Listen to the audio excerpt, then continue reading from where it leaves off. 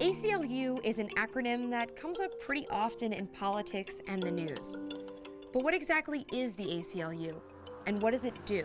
Here, we'll outline exactly how the ACLU functions, its history, and how it aims to protect all Americans' rights.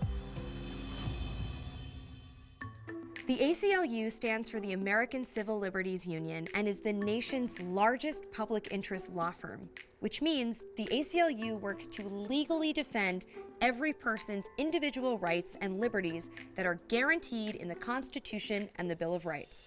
The ACLU is not affiliated with or funded by any political party. It's a nonprofit organization that survives through volunteers and grants from foundations, donations, and annual fees paid by its membership, over 1.6 million strong.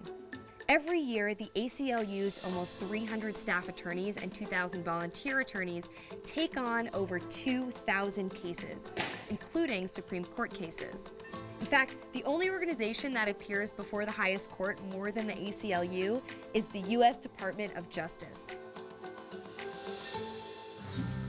The ACLU was formed in 1920, a time when the unbridled fear of communism led President Woodrow Wilson, along with his Attorney General A. Mitchell Palmer, and the Department of Justice to conduct the Palmer raids.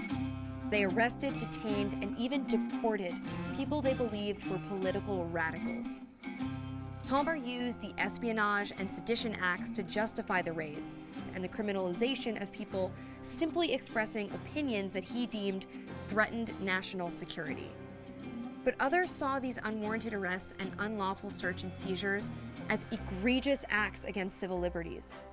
A small group of these idealists got together to take a stand against these injustices and defend the civil rights outlined in the Constitution.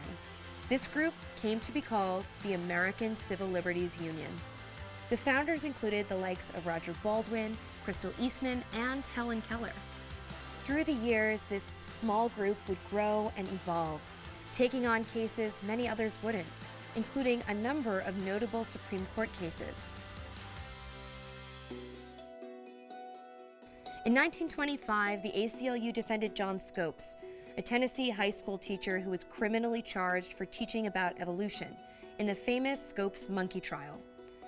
During World War II, they fought against the internment of Japanese Americans through two cases, Hirabayashi v. United States in 1943 and Korematsu v. United States in 1944.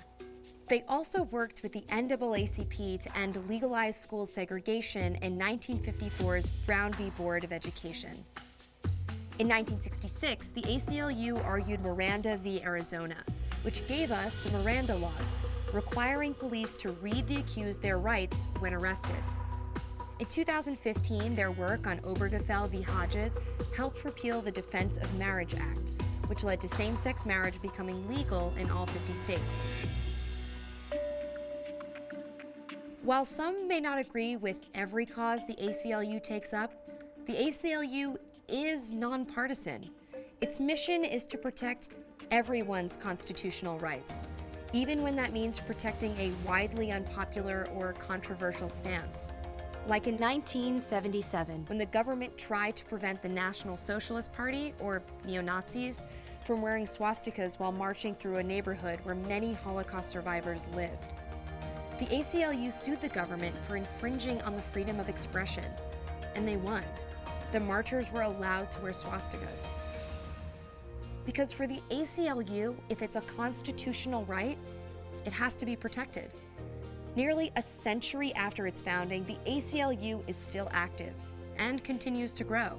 The ACLU's platform and national projects cover many civil liberties issues, including immigrants' rights, women's rights, and workplace rights, to ensure that America remains a place of liberty and justice for all.